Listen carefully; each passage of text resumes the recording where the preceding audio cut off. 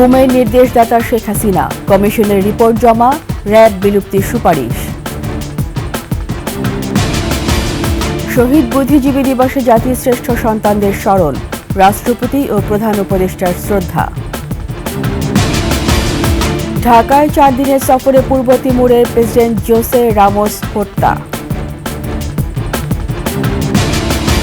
16 বছরের অধিকার হারিয়েছে দেশের জনগণ, সমন্বিত রাষ্ট্র গঠনের আহ্বান তারেক রহমানের।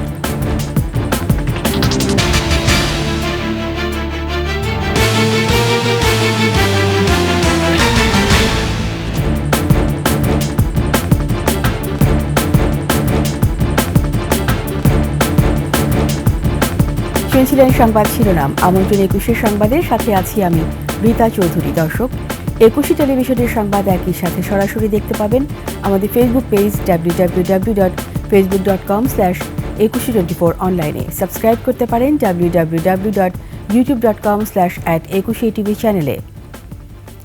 গুমের ঘটনায় নির্দেশদাতা হিসেবে ক্ষমতাচ্যুত প্রধানমন্ত্রী শেখ হাসিনার সম্পৃক্ততার প্রমাণ পেয়েছে কমিশন। এছাড়াও হাসিনা প্রশাসনের বেশ কয়েকজন ঊর্ধ্বতন কর্মকর্তারও সম্পৃক্ততা মিলেছে। আজ প্রধান উপদেষ্টার কাছে এ সংক্রান্ত প্রতিবেদন জমা দেওয়া হয়েছে। কমিশন র্যাব বিলুপ্তিরও সুপারিশ করেছে। আরও জানাচ্ছেন প্রণব চক্রবর্তী। 5 আগস্ট ছাত্র জনতার অভ্যুত্থানে হাসিনা সরকারের পতনের পর বেরিয়ে আসে আয়নাঘর সহ আওয়ামী লীগের সময় টর্চারের নানা তথ্য। প্রধান উপদেষ্টার কাছে আওয়ামী লীগ সরকারের 15 বছরে গুম খুনের শিকার স্বজনহারাদের ফেরত চেয়ে দাবি জানায় পরিবারের সদস্যরা। গঠন করা হয় গুম সংক্রান্ত কমিশন। 2009 সালের 6 জানুয়ারি থেকে 2024 সালের 5 আগস্ট পর্যন্ত সময়ের মধ্যে গুম হওয়া ব্যক্তিদের তথ্যে রাষ্ট্রীয় পৃষ্ঠপোষকতায় আইন প্রয়োগকারী সংস্থা, শৃঙ্খলা বাহিনী, গোয়েন্দা সংস্থা, তদন্তকারী সংস্থা এবং এ ধরনের বাহিনীর সংশ্লিষ্টতা পায় কমিশন। বিকেলে রাষ্ট্রীয় অতিথি ভবন যমুনায় প্রধান উপদেষ্টা ডক্টর মোহাম্মদ ইউনূসের কাছে প্রতিবেদন জমা দেয় গুম সংক্রান্ত তদন্ত কমিশনের সদস্যরা। গুমের ঘটনায় নির্দেশদাতা হিসেবে ক্ষমতাচ্যুত প্রধানমন্ত্রী শেখ হাসিনার সম্পৃক্ততার প্রমাণ পেয়েছে কমিশন। এছাড়াও প্রশাসনের ঊর্ধ্বতন কর্মকর্তাদের মধ্যে রয়েছে শেখ হাসিনার প্রতিরক্ষা বিষয়ক উপদেষ্টা মেজর জেনারেল অবসরপ্রাপ্ত Tariq Ahmed Siddique, national telecommunication monitoring সেন্টারের সাবেক মহাপরিচালক মেজর জেনারেল জিয়াউল আহসান এবং পুলিশ কর্মকর্তা মোহাম্মদ মনিরুল ইসলাম ও মোহাম্মদ হারুনুর রশিদ। গুমের শিকার ব্যক্তিদের বিচারিক প্রক্রিয়া শুরু সহ র্যাপিড অ্যাকশন ব্যাটালিয়ন র্যাব বিলুপ্তির সুপারিশ করেছে কমিশন। আনফিল্ড দ্য ট্রুথ শিরোনামে জমা দেয়া রিপোর্টে কমিশন সদস্যরা এ পর্যন্ত প্রাপ্ত 1676টি অভিযোগের মধ্যে 758 জনের অভিযোগ যাচাই বাছাই করবেন বলে জানান। কমিশন প্রধান মইনুল ইসলাম চৌধুরী জানান, তারা 3 মাস পর মার্চে আরও একটি অন্তর্বর্তী রিপোর্ট দেবেন।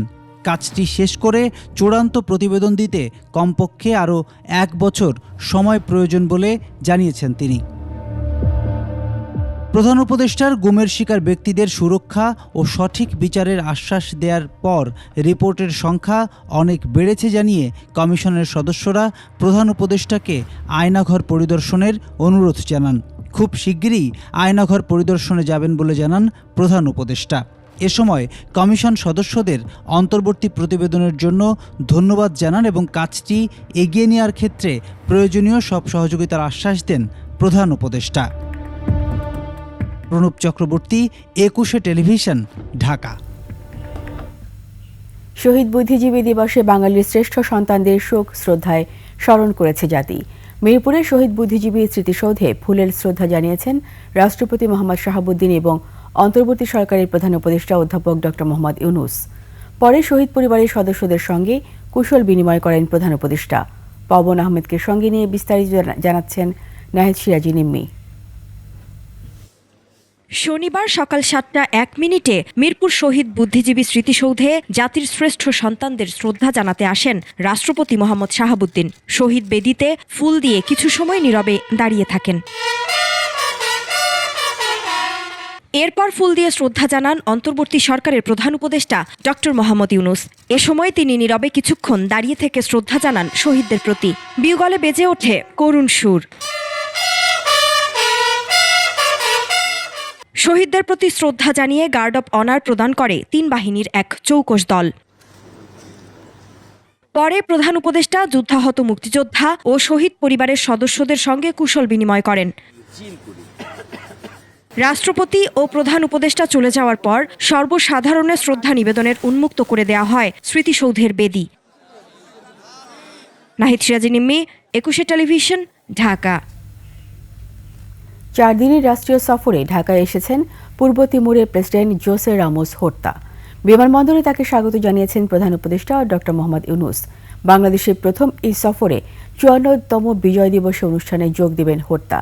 প্রধান উপদেষ্টার সঙ্গে বৈঠকে ভিসা অব্যাহতি চুক্তি ও ফরেন অফিস কনসালটেশন সংক্রান্ত সমঝোতা স্মারক সই হবে। আরও জানাচ্ছেন আকবর হোসেন সুমন। শনিবার রাত 10:30টার পর সিঙ্গাপুর এয়ারলাইন্সের একটি বিশেষ ফ্লাইটে ঢাকায় এসে পৌঁছান পূর্ব তিমুরের president Jose Ramos Horta. Hazrat Shahjalal আন্তর্জাতিক বিমানবন্দরে হোর্তাকে স্বাগত জানান অন্তর্বর্তীকালীন সরকারের প্রধান উপদেষ্টা ডক্টর মোহাম্মদ ইউনূস। লালগালিচা অভ্যর্থনা দেওয়া হয় রাষ্ট্রীয় অতিথিকে। প্রধান উপদেষ্টা পরিচয় করিয়ে দেন সশস্ত্র বাহিনীর প্রধানগণ, উপদেষ্টা মণ্ডলীর সদস্য, সচিব ও সরকারের ঊর্ধ্বতন কর্মকর্তাদের সঙ্গে। হোর্তার সফরে অফিসিয়াল ও কূটনৈতিক পাসপোর্টধারীদের ভিসা অব্যাহতি চুক্তি হবে। ঢাকায় পূর্ব তিমুরের অনারারি কনসুলেট খোলার বিষয়ে ঘোষণা আসবে। বাংলাদেশের ৫৪তম বিজয় দিবসে জাতীয় স্মৃতিসৌধে স্বাধীনতা যুদ্ধের শহীদদের স্মৃতির প্রতি শ্রদ্ধা জ্ঞাপন করবেন তিমুরের প্রেসিডেন্ট। কার্যসূচি অনুযায়ী বাংলাদেশি শিক্ষার্থী ও তরুণ নেতাদের সঙ্গে বৈঠকে অভিজ্ঞতা বিনিময় করবেন এই রাষ্ট্রীয় অতিথি। আকবর হোসেন সুমন, ২১ টেলিভিশন, ঢাকা। বিগত ১৬ বছর শুধু প্রতিবন্ধীরাই নয়, অধিকার হারিয়েছে দেশের সকল জনগণ। বিএনপি ক্ষমতায় গেলে সবাইকে সাথে নিয়ে সমন্বিতভাবে রাষ্ট্র গঠন করা হবে বলে জানিয়েছেন দলের ভারপ্রাপ্ত চেয়ারম্যান তারেক রহমান। ওমর ফাহিমের রিপোর্ট। রাজধানীর এলজিইডি মিলনায়তনে বিশেষ চাহিদা সম্পন্নদের সাথে আলোচনা সভায় প্রধান অতিথি হিসেবে ভার্চুয়ালি যোগ দেন বিএনপির ভারপ্রাপ্ত চেয়ারম্যান তারেক রহমান। দৈনন্দিন জীবনে কিভাবে নানা রকমের প্রতিবন্ধকতার শিকার হতে হয় তা তারেক রহমানের কাছে তুলে ধরেন প্রতিবন্ধীরা। প্রায় ২ ঘন্টা ধরে পিছিয়ে পড়া নারী পুরুষের কথা শুনে নিজের বক্তব্য রাখেন বিএনপির ভারপ্রাপ্ত চেয়ারম্যান তারেক রহমান। আমরা গণপরিবহন এবং বিভিন্ন সরকারি বেসরকারি স্থাপনাকে প্রতিবন্ধী ব্যক্তিদের জন্য উপযোগী করে গড়ে তোলার লক্ষ্যে একটি সমন্বিত পরিকল্পনা গ্রহণ করতে চাই। বলেন বিএনপি ক্ষমতায় গেলে প্রতিবন্ধীদের উন্নয়নে কাজ করবে। যে এই মানুষগুলো যাতে অর্থনৈতিকভাবে স্বাবলম্বী হতে পারেন, আমরা তার জন্য বাস্তবসম্মত ভোকেশনাল এবং টেকনিক্যাল ট্রেনিংয়ের ব্যবস্থার পরিকল্পনা আমরা রেখেছি আমাদের চিন্তাভাবনা। পাশাপাশি সরকারি চাকরিতে এই সকল মানুষেরাদের জন্য একটি নির্দিষ্ট অংশীদারিত্ব নিশ্চিত করার একটি পরিকল্পনাও আছে আমাদের ভেতর। শেখ হাসিনার আমলে জনগণ তাদের অধিকার হারিয়ে অসহায় জীবনযাপন করেছে। কিভাবে প্রতিবন্ধীদের দেশের সম্পদে পরিণত করা যায় তা নিয়ে কাজ করা হবে বলেও জানান তারেক রহমান। এদিকে ক্ষমতায় গেলে প্রতিবন্ধীদের নিয়ে কাজ করার প্রত্যাশা ব্যক্ত করেন বিএনপির মহাসচিব মির্জা ফখরুল ইসলাম আলমগীর। আপনাদের যে সমস্ত সমস্যাগুলোর কথা বললেন, আপনাদের সেগুলোকে চিহ্নিত করে ভবিষ্যতে আমরা সুযোগ পেলে অবশ্যই সেগুলো সমাধানের জন্য আমরা আপ্রাণ চেষ্টা করব। ওমর ফাহিম, ২১ টেলিভিশন, ঢাকা। নিচ্ছি সংবাদ বিরতি। যখন ফিরব তখন অন্যান্য খবরের সঙ্গে আরও থাকবে।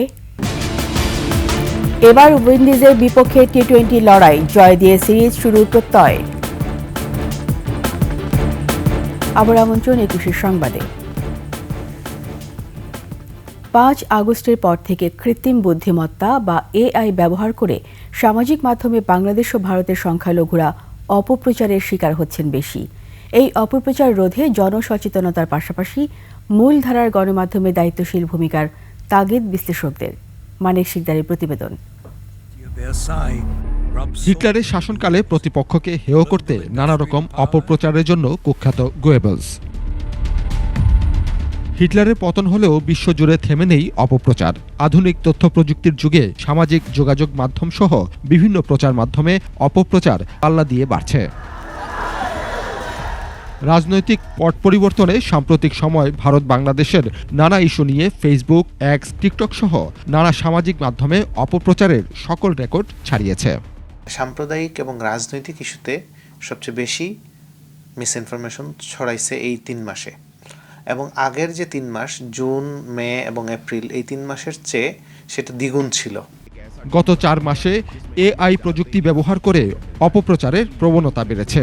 রাজনৈতিক ও সাম্প্রদায়িক অপপ্রচার আশঙ্কাজনকভাবে বেড়েছে। সাম্প্রদায়িক দৃষ্টিকোণ থেকে ছড়ানো মিসইনফরমেশনের সংখ্যাই সবচেয়ে বেশি, পাশাপাশি পলিটিক্যাল অ্যাঙ্গেল থেকেও। ফ্যাক্ট চেকাররা বলছেন, ইসকন ইস্যুতে ভারতের মুসলিম সংখ্যালঘু, বাংলাদেশের সনাতন সংখ্যালঘুরা অপপ্রচারের শিকার হচ্ছেন বেশি।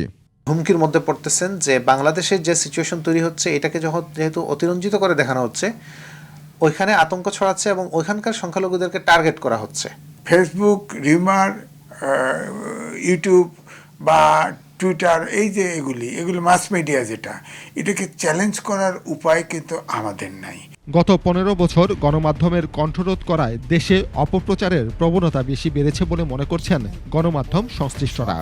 এই 15 বছরে আমাদের সাংবাদিকরা, কিছু মালিক এবং সাংবাদিকরা এই যত্রতত্র মিডিয়াকে হাতিয়ার হিসেবে ব্যবহার করেছে। এখন দেখেন, সরকার, অন্তর্বর্তীকালীন সরকার, কোনো ইন্টারফারেন্স কিন্তু মিডিয়াতে নাই। কোনো একটা মিডিয়া বলতে পারবে না একটা টেলিফোন আসছে, এই নিউজ দিও না, এই নিউজ দাও, কিচ্ছু করে নাই। কিন্তু নিজেরাই দেখেন সেলফ সেন্সরশিপ যাকে বলে করতেছে। অপপ্রচার রোধে সরকারি বেসরকারি উদ্যোগের প্রয়োজন বলে মনে করছেন বিশেষজ্ঞরা। ফ্যাক্ট ফাইন্ডিং করতে এটা সরকারের হেল্পও লাগবে, সুতরাং একই সাথে সরকারের পক্ষ থেকেই এই প্রতিষ্ঠানটা ডেভেলপ করা উচিত। মানিক শিকদার, 21 টেলিভিশন, ঢাকা। এবার সোনালী লাইফ ইন্স্যুরেন্স আন্তর্জাতিক সংবাদ।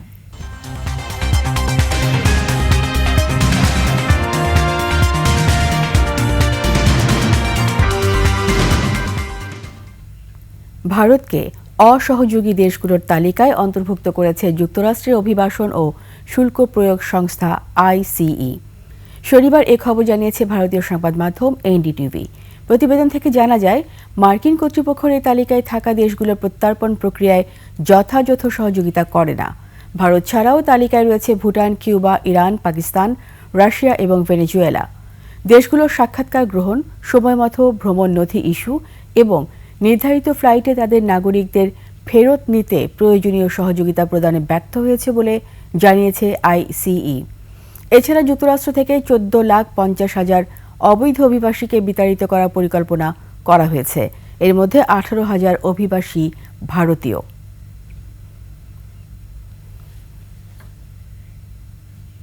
এবার খেলার সংবাদ।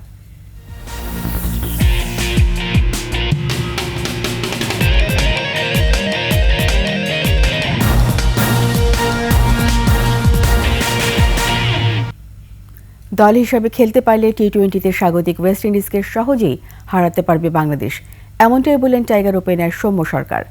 টেস্ট সিরিজের ইতি ঘটেছে সমতায়, এরপর ওয়ানডেতে হোয়াইট ওয়াশ। এবার লড়াই টি-20তেও। সংক্ষিপ্ত এই ফরম্যাটে তাই স্বাভাবিকভাবে এগিয়ে থাকছে ওয়েস্ট ইন্ডিজ। এছাড়া এখন অবধি ক্যারিবীয়দের বিপক্ষে 16 ম্যাচ খেলে বাংলাদেশের জয় কেবল 5টিতে। তবে শক্তিমত্তা বা পরিসংখ্যানের বিচারে যেতে চান না টাইগার ওপেনার সৌম্য সরকার। তার বিশ্বাস, বাংলাদেশ দল হিসেবে খেলতে পারলে সহজেই হারানো সম্ভব ক্যারিবীয়দের। 3 ম্যাচ সিরিজের প্রথম টি-20 শুরু হবে 16 ডিসেম্বর। কিছু ম্যাচ খেলারও সুযোগ হয়েছে আমার জন্য, একটা ভালো অপরচুনিটি ছিল, ওখানে একটা ভালো টুর্নামেন্ট গেছে। অ্যান্ড কাল পরশু থেকে আমাদের টি-20 সিরিজ শুরু হচ্ছে। তো কারা বড় টিম কারা ছোট টিম সেটার থেকে বড় কথা হচ্ছে কারা 20টা ওভার ভালো খেলবে, 40টা ওভার ভালো খেলবে মাঠে। রান করছে সবাই, যেহেতু আমরা ওয়ানডেতে 300 রান করছি, এইখানে যদি তারা সেটা ধারাবাহিক বজায় রাখতে পারে তো বলার আর ব্যাটসম্যান মিলে ভালো টুর্নামেন্ট হবে। এর সাথে শেষ করছি 21 সংবাদ। যাবার আগে সংবাদ শিরোনামগুলো আরও একবার। ঘুমের নির্দেশদাতা শেখ হাসিনা, কমিশনের রিপোর্ট জমা, র্যাব বিলুপ্তির সুপারিশ। শহীদ বুদ্ধিজীবী দিবসে জাতির শ্রেষ্ঠ সন্তানদের স্মরণ, রাষ্ট্রপতি ও প্রধান উপদেষ্টার শ্রদ্ধা। ঢাকায় 4 দিনের সফরে পূর্ব তিমুরের প্রেসিডেন্ট জোসে রামোস হত্যা। 16 বছরে অধিকার হারিয়েছে দেশের জনগণ, সমন্বিত রাষ্ট্র গঠনে আহ্বান তারেক রহমানের।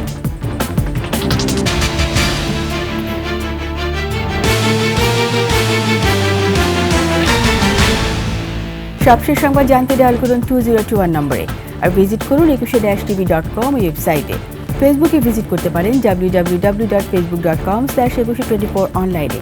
সাবস্ক্রাইব করতে পারেন www.youtube.com/@ekushe-tv চ্যানেলে। এতক্ষণ সঙ্গে থাকার জন্য সবাইকে ধন্যবাদ। পরবর্তী সংবাদ দেখার আমন্ত্রণ রইল। একুশের সাথেই থাকুন।